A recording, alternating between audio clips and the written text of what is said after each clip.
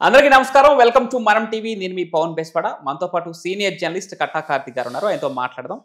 అన్న నమస్తే. నమస్తే పవన్. సాధారణంగా ఈ మధ్య కాలంలో ట్రెండింగ్ నడుస్తూ ఉంది. రాజకీయ నాయకులు అరెస్ట్ అవటం వేరు, ఎవరో అవినీతికి పాల్పడిన వారు అరెస్ట్ అవటం వేరు, దొంగలు అరెస్ట్ అవటం వేరు. కానీ దొంగలని, రాజకీయ నాయకుల్ని, అవినీతికి పాల్పడ్డ వారిని అరెస్ట్ చేసే ఒక పోలీస్ అధికారి, అది కూడా ఒక ఐపీఎస్ అరెస్ట్ అవటం ఈరోజు చర్చనీయాంశంగా మారింది. అయితే మరి అలాంటి ఐపీఎస్ ఓసలు లెక్క పెట్టడానికి కారణాలు ఏంటి? ఈ పరిస్థితికి దిగజారిపోవడానికి వెనక రీజన్స్ ఏంటి? మీ విశ్లేషణ ఏంటి? ఎంతో కష్టపడి చదువుకొని వేలాది మంది పోటీలో, నాకు తెలిసి లక్షలాది మంది పోటీలో ఐపీఎస్గా సెలెక్ట్ అయ్యి ఇప్పుడు చాలామందిని అరెస్ట్ చేసే పొజిషన్లో ఉండి, చాలామందిని పనిష్ చేసే పొజిషన్లో ఉంది. తనే పనిష్మెంట్కి గురి కావటం, తనే అరెస్ట్ కావటం, తనే కటకటాల్లోకి వెళ్ళటం నిజంగా ఆశ్చర్యకరమైన పరిణామం. ఓకే, ఎందుకు ఈ పరిణామం దాపరించింది అంటే ఇతను చేసిన సావాస దోషం. అంటే ఎప్పుడైనా గుర్తుపెట్టుకో, చాలామంది అంటూ ఉంటారు, మా వాడు మంచోడేనండి, పలానోడితో ఫ్రెండ్షిప్ చేశాడే అక్కడ చెడిపోయాడండి అంటారు. ఈ సీతారామాంజనేయుడికి ఎవరైతే ఇప్పుడు అరెస్ట్ అయ్యాడని మనం చెప్పుకుంటున్నటువంటి పోలీస్ ఆఫీసర్ ఎవరైతే ఉన్నారో ఆంధ్రప్రదేశ్లో, ఆయన గతంలో మంచి ట్రాక్ రికార్డే ఒకప్పుడు ఉండేది.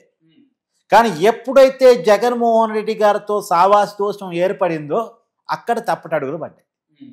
ఇప్పుడు వైసీపీ అధికారంలో ఉన్నప్పుడు ఇతను ఇంటెలిజెన్స్ చీఫ్. ఓకే, అంటే ఇతని బాధ్యత ఏంటి? రాష్ట్రంలో ఏం జరుగుతుందో ప్రభుత్వానికి సమాచారం చేరవేయటం, ఒకవేళ అశాంతికరమైన కార్యక్రమాలు, మావోయిస్టుల అలజడి, లేదు ప్రతిపక్షాలు పెద్ద రాద్ధాంతం ప్రభుత్వమే చేద్దాం అనుకున్నాయి అనుకో, ఆ సమాచారాన్ని ప్రభుత్వానికి, ప్రభుత్వం ద్వారా లా అండ్ ఆర్డర్ డిపార్ట్మెంట్కి చేరవేయటం ఇతని బాధ్యత. ఇతను ఇంటెలిజెన్స్ డీజీ. మరి ఆ బాధ్యతలో ఉన్నటువంటి ఇతను ముంబైకి సంబంధించినటువంటి ఒక హీరోయిన్ జత్వాని, ఆమెను అరెస్ట్ చేసేటువంటి దాంట్లో మెయిన్ భూమికి పోషించాడు. ఇతనికి ఆ అరెస్టుకి సంబంధం ఏంటి? ఇతని బాధ్యత కాదు కదా అసలు. ఇతనికి ఇచ్చిన డ్యూటీ అది కాదు కదా. ఇతను సమాచారాన్ని సేకరించి ప్రభుత్వానికి ఇవ్వాల్సిన బాధ్యతలో ఉండి ఇతను జట్వానీ అరెస్టులో ఎందుకు వెళ్ళిపెట్టాడు అసలు? అందుకని ఇలా అరెస్ట్ అయ్యాడు. నిజానికి ముగ్గురు ఐపీఎస్ అధికారులు ఈ కేసులో సస్పెండ్ అయ్యారు. కాంతి రాణా టాటా, ఇప్పుడు నువ్వు చెప్తున్నటువంటి సీతారామాంజనేయులు విషయాలు గురించి, ఈ ముగ్గురు కూడా వాళ్ళ ట్రాక్ రికార్డు పరిశీలిస్తే ఒక మధ్య తరగతి కుటుంబం నుంచి ఎదిగి కష్టపడి చదువుకొని తమ టాలెంట్తో జాబ్ కొట్టుకున్నటువంటి వ్యక్తులు, ఆల్ ఇండియా ర్యాంకు సాధించినటువంటి విషయాల గురించి లాంటి పోలీస్ ఆఫీసర్ సస్పెండ్ అయ్యారు బికాజ్ ఆఫ్ జగన్మోహన్ రెడ్డి గారు. గతంలో కూడా అతని అవినీతి కేసుల్లో ఐఏఎస్ అధికారిగా ఉన్నటువంటి శ్రీలక్ష్మి కానీ, బీపీ ఆచార్య కానీ ఇద్దరు జైలు పాలయ్యారు. ఇద్దరు ఐఏఎస్ ఆఫీసర్లు. ఒక ఐఏఎస్ ఐపీఎస్ నువ్వు కావాలనుకుంటే అవుతావా? లేదు. అందరూ చాలామంది అనుకుంటారు, ఎవరో లక్షల మందిలో ఒకటి మాత్రమే సాధ్యం. చాలామంది తల కింద పెట్టి కాళ్ళు పైకి పెట్టి తపస్సు చేస్తూ ఉంటారు, అంటే అంతగానో కష్టపడతా ఉంటారు, కానీ జీవితంలో కాలేరు. అలాంటిది వీళ్ళకి అవకాశం వచ్చి దాన్ని పాడు చేసుకున్నారు అని చెప్పాలి, క్లియర్గా చెప్పాలి. ఇప్పుడు సహజంగా ఒక అమ్మాయికి ఏదైనా బాధ కలిగిందనుకో, ఎవరైనా వేధిస్తున్నాడు అనుకో, ఎవరు చెప్పుకుంటుంది? అమ్మాయి వచ్చి పోలీసులకే కదా. ఆ అమ్మాయికి రక్షణ కల్పించాల్సిన బాధ్యత పోలీసులదే కదా. మరి పోలీసోడే ఆ అమ్మాయిని వేధిస్తే ఏమన్నారు అసలు? సరే, పోలీసోడు నిర్లక్ష్యంగా వ్యవహరించాడనుకో, తర్వాత ఆ అమ్మాయి నెక్స్ట్ స్టెప్లో ఎవరు చెప్పుకుంటుంది? గవర్నమెంట్ చెప్పుకుంటుంది. మరి ఆ గవర్నమెంటే వేధించమని చెప్తే, ఒక గవర్నమెంట్ ఒక అమ్మాయిని వేధించమని చెప్పి ఒక పోలీసుడు వేధిస్తే ఇంకా అమ్మాయికి రక్షణ ఎవరు? ఇక్కడ జరిగింది అదే ముంబై జట్వానీ కేసులో. నిజానికి ఆ అమ్మాయికి ఆంధ్రప్రదేశ్ సంబంధం లేదు. ఆ అమ్మాయి ముంబైలో ఉంటుంది. సరే, కొద్ది టాలీవుడ్ సినిమాల్లో కొన్ని క్యారెక్టర్స్ నటించవచ్చు కాక, సహజంగా ఆమె యాక్ట్రెస్ కాబట్టి రకరకాల భాషలో కూడా నటించవచ్చు కాక, అయితే తనకి ఆంధ్రప్రదేశ్కి పెద్ద సంబంధం ఏం లేదు. ఆమె ముంబైలో నివాసం ఉంటూ అక్కడ జిందాల్ అనేటువంటి ఒక పారిశ్రామికవేత్త మీద లైంగిక వేధింపులు కేసు పెట్టింది. నన్ను లైంగికంగా వేధిస్తున్నాడని కేసు పెట్టింది. అది ముంబైకి సంబంధించిన కేసు. అయితే ఆ జిందాల్కి ఈ జగన్మోహన్ రెడ్డి గారు, మన మాజీ ముఖ్యమంత్రి వైసీపీ అధినేత స్నేహితుడు. వాళ్ళిద్దరి బంధం మామూలుగా కాదు, గురు శిష్యుల బంధం. అంటే జగన్మోహన్ రెడ్డి గారికి బిజినెస్ మెలకువలు నేర్పింది జిందాల్. మరి ఇలా జగన్మోహన్ రెడ్డి గారు ముఖ్యమంత్రి అయ్యాడు కదా, తనకి పరిచయం ఉంది కదా అని చెప్పేసి జగన్మోహన్ రెడ్డి గారికి ఓ ఫోన్ కొట్టాడు. సరే, ఓ పని చేయి, నువ్వు కడప వచ్చి స్టీల్ ప్లాంట్ పెడతానని బిల్డప్ ఇచ్చేసి అక్కడ ఏదో నిధులు పెట్టు, నేను ఆ అమ్మాయి సంగతి చూసుకుంటా, ఆ అమ్మాయి నీ మీద కేసు వాపసు తీసుకునేలా ప్లాన్ నేను చేస్తా అని చెప్పి జగన్మోహన్ రెడ్డి గారు ఆయన మాట ఇచ్చారంట. ఆయన మాట నిలబెట్టడం కోసం ఆయనకి మంత్రిగా ఉన్నటువంటి సకల శాఖ మంత్రి సజ్జల రామకృష్ణారెడ్డి గారు రంగంలో దిగి ఆయన ఈ పోలీస్ ఆఫీసులందరినీ రంగంలో దింపి వైసీపీ నాయకుడి చేత ఒక ఫేక్ కేసు పెట్టించి ఆయన ల్యాండ్ని ఆయనకి తెలవకుండా ముంబైలో ఉండేటువంటి హీరోయిన్ అమ్ముదామని చూసిందంట. ఎవరు కుక్కల విద్యాసాగర్ అనేటువంటి వ్యక్తి చేత ఈ ఫేక్ కేసు పెట్టించారు.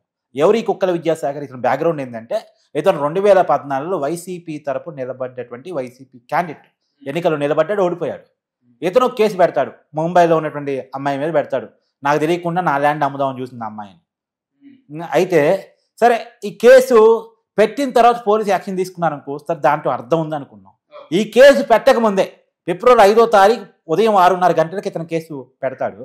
ఫిబ్రవరి 4వ తారీఖు ఈవినింగే వీళ్ళు ఫ్లైట్ టికెట్ బుక్ చేసుకుంటారు ముంబై వెళ్ళడానికి.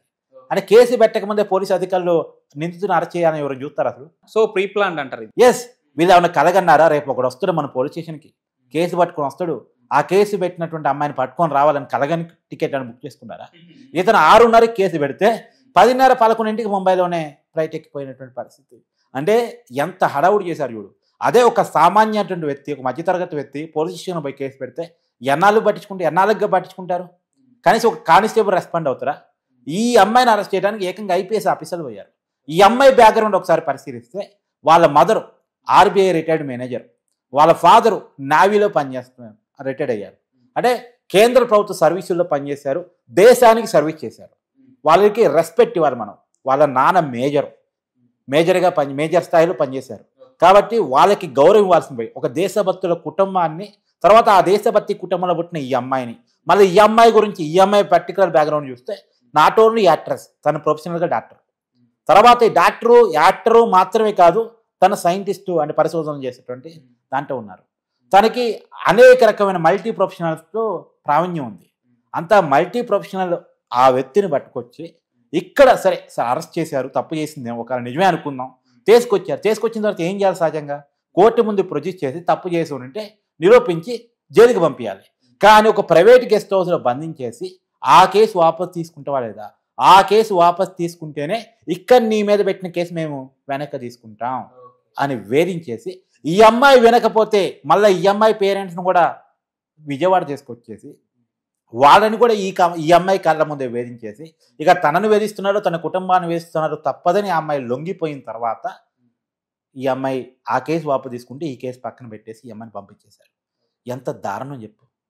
సహజంగా ఇది ఎవరు చేస్తారు? ఈ పని చేసేది ఎవరో కిడ్నాపర్లు తాము అనుకున్న నిరూపించుకోవడానికి ఎవరో కిడ్నాప్ చేసి బెదిరిస్తూ ఉంటారు. కానీ డబ్బుల కోసం డిమాండ్ చేసే వాళ్ళు కిడ్నాప్ చేస్తూ ఉంటారు. కానీ పోలీసు వాళ్ళు కిడ్నాప్ చేసి గెస్ట్ హౌస్లో బంధించడం అంటే అది ఊహిస్తావు అసలు?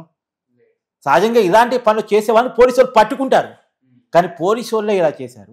పోలీసు వాళ్ళతో ప్రభుత్వం ఇలా చేపించింది. ఇది గతంలో జరిగినటువంటి కార్యక్రమం. దీన్ని జత్వాని బయటకు వచ్చి కేసు పెట్టారు. మొన్న ఆగస్టులో ప్రభుత్వం మారిపోయిన తర్వాత ఆ అమ్మాయి బయటకు వచ్చి కేసు పెట్టారు. కేసు పెట్టిన తర్వాత సంచలనంగా ఈ వార్త మారింది. సంచలనంగా మారిన తర్వాత ప్రభుత్వం ఇంకా సరిగా తొందరగా రియాక్ట్ కావట్లేదని మన మహిళా సంఘాలు కూడా ప్రెస్ మీట్ పెట్టి చెప్పేశారు. ఈ అమ్మాయి కేసు ఆగస్టులో పెడితే ఇప్పుడు ఎంత నడుస్తుంది? ఏప్రిల్ నడుస్తుంది. మన మార్చిలో ప్రెస్ మీట్ పెట్టి ఎందుకు ఇంత లేట్ అవుతుంది అని చెప్పేసి వాళ్ళు వాపోయారు. సరే పోలీసులు చెప్పేది ఏంటంటే కొద్దిగా ఎవిడెన్స్ కరెక్షన్ టైం పట్టింది, అంత ఈజీ కాదు కదా అనేది వాళ్ళ భాషలో వాళ్ళు చెప్పారు. మేము ఆధారాలు లేకుండా తొందరపడి అరెస్ట్ చేసే వాళ్ళం కాదు, చేయమని కూడా ఇప్పుడున్న ప్రభుత్వం చెప్పట్లేదు అని చెప్పేసి పోలీసులు చెప్తున్నారు. ఎట్టకేలకు ఆ సీతారామంజనేని అరెస్ట్ చేశారు. ఈ కేసులో మొత్తం 3 ఐపీఎస్ ఆఫీసర్ సస్పెండ్ అయ్యారు. తొలిసారి ఒక ఐపీఎస్ ఆఫీసర్ అరెస్ట్ కూడా అయ్యారు. ఇవాళ జైలు పాలు అయ్యే పరిస్థితి కనపడుతూ ఉంది. ఈ కేసులో ఇంకా విచారణ ఎదుర్కొంటూ ఉంటే ఈ విచారణలో ఎవరు వస్తారు అంటే సీతారామాంజనేయులకి జత్వానికి ఏం సంబంధం లేదుగా. ఇతను కావాలని ఆ అమ్మాయిని వేధించి ఉండడుగా. ఈ సీతారామాంజనేయులు కానీ విశాలు గుండి కానీ కాంతిరానా డాటా కానీ ఆ అమ్మాయిని అరెస్ట్ చేసుకుని రండి, ఆ అమ్మాయిని విజయవాడ గెస్ట్ హౌస్లో పెట్టండి, ఆ అమ్మాయిని వేధించి కేసు వాపసు తీపించానని చెప్పిన వాళ్ళు ఎవరు ఉంటారుగా. వీళ్ళకి పర్సనల్గా ఆ అమ్మాయికి గజ్జే ఉంటుందిగా, తగాదే ఉంటుందిగా, గట్టి తగాదే ఉంటుందిగా. మరి వీళ్ళకి టాస్క్ ఇచ్చిన వాడు ఎవడు ఉంటాడు కదా, వాళ్ళని ఎప్పుడు పట్టుకొస్తారు.